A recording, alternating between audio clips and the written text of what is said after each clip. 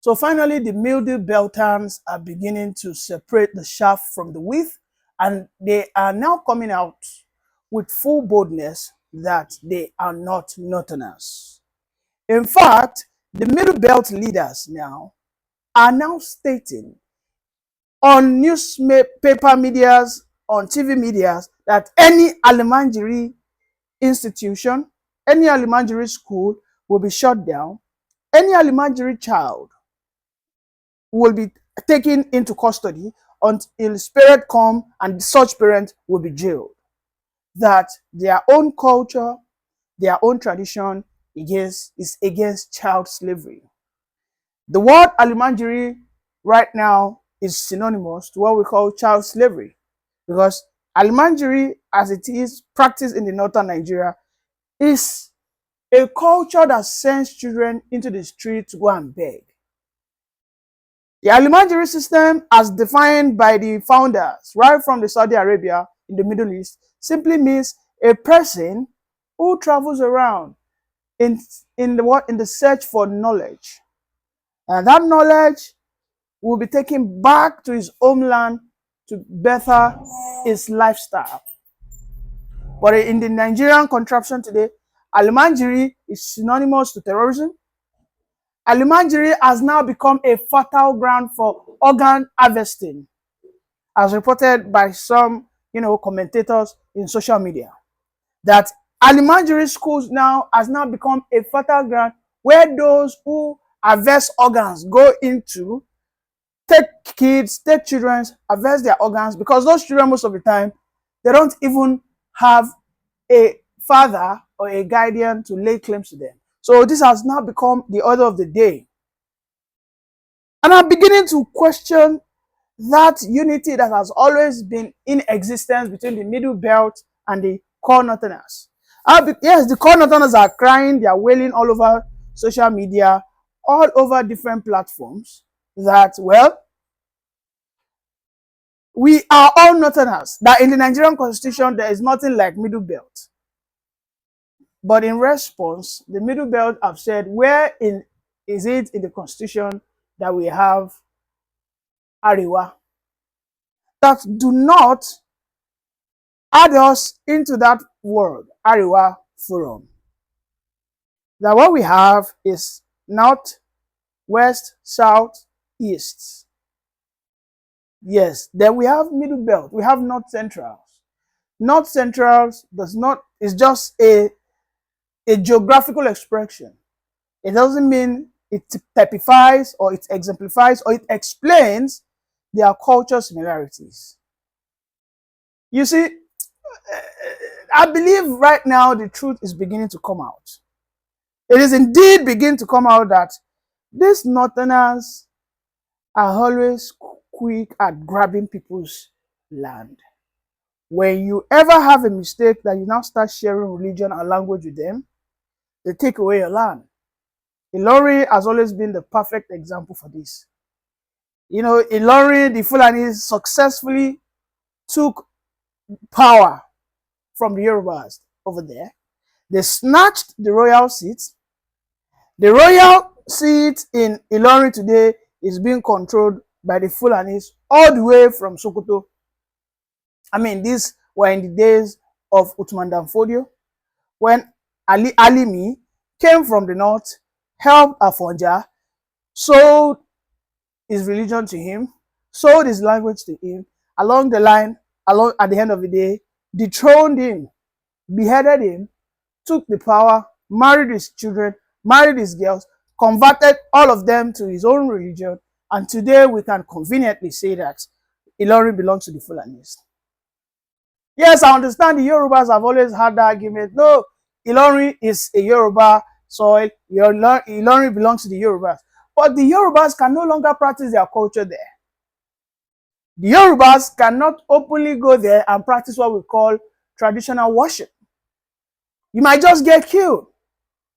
We saw it recently this year when they were having the traditional day, right? Which was celebrated in all Western region. But in Ilorin, they couldn't do it.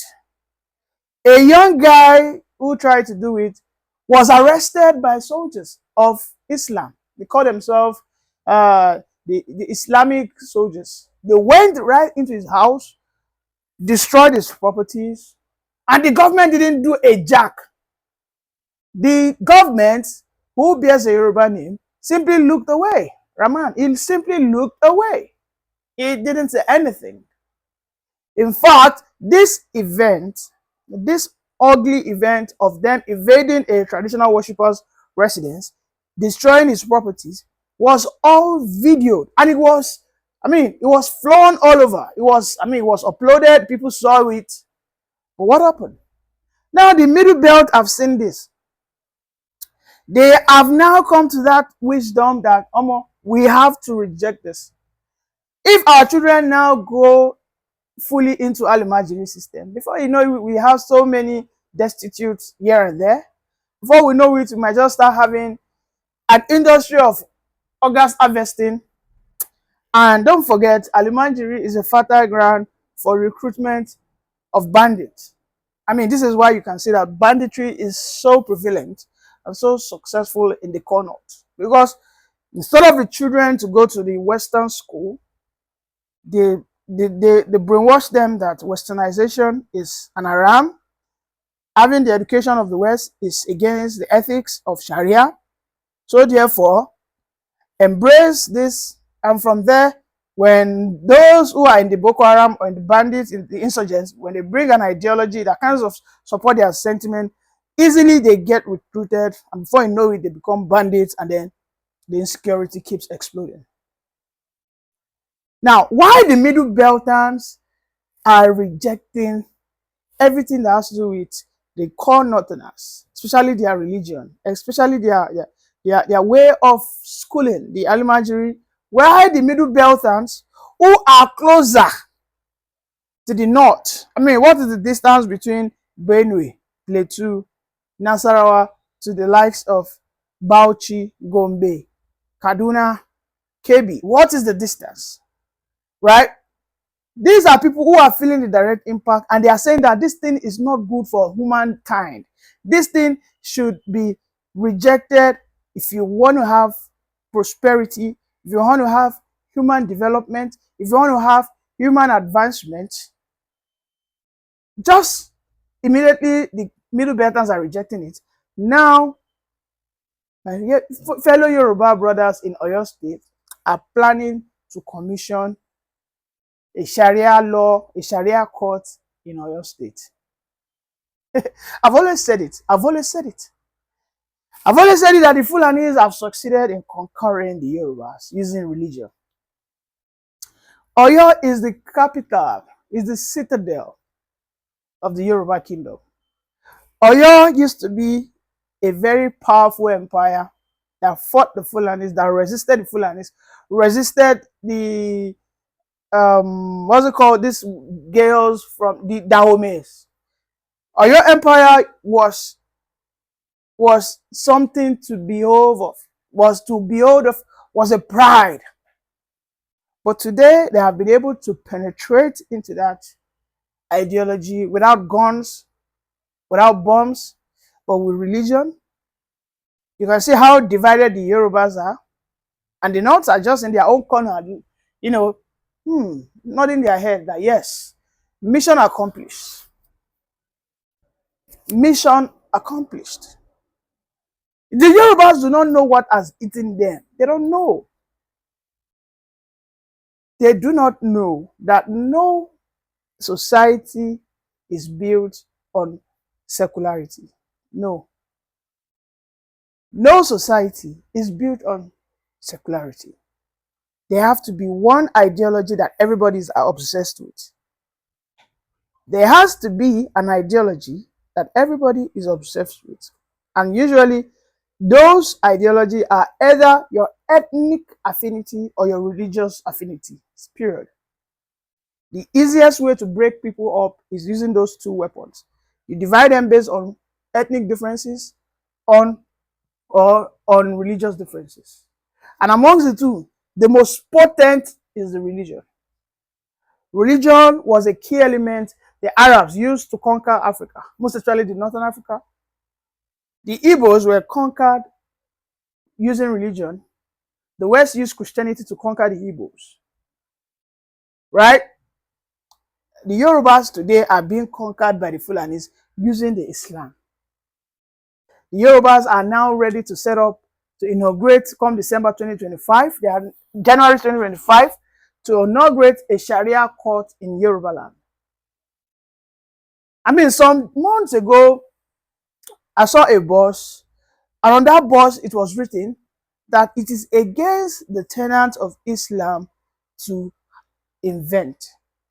Innovation, invention, technology is against Islam.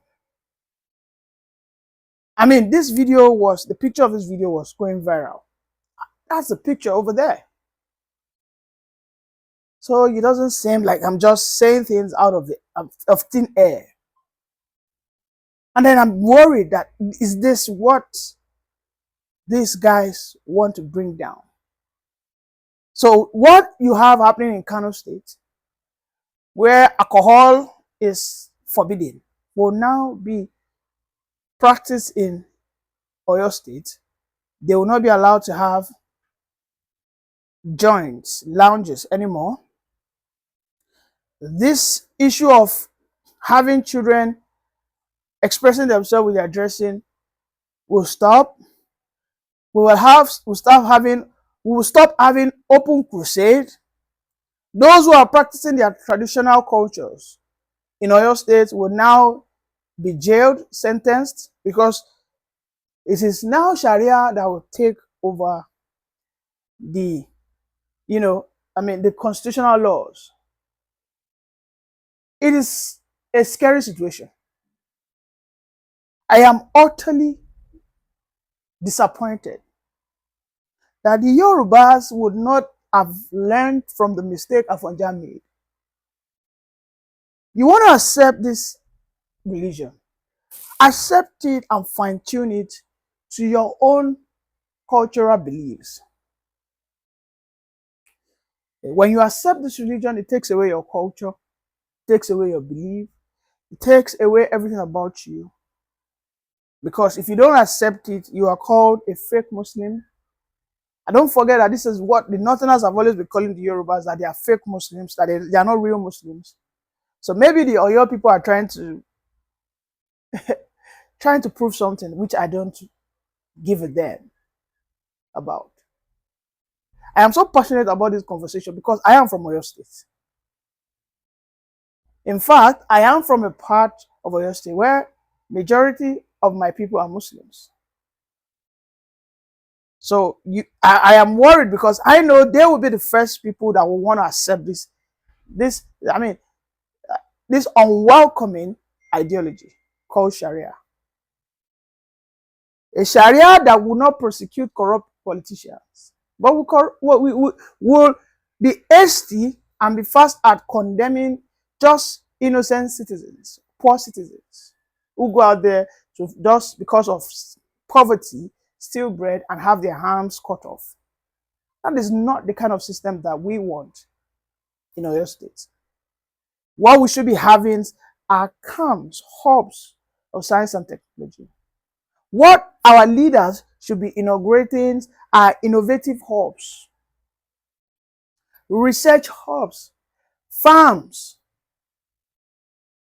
Those are the things they're supposed to be doing, not them bringing more religion. We've had enough. It's a pathetic situation.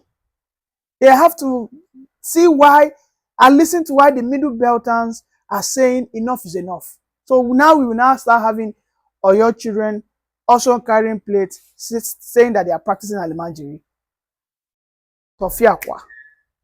Thank you. Bye for now.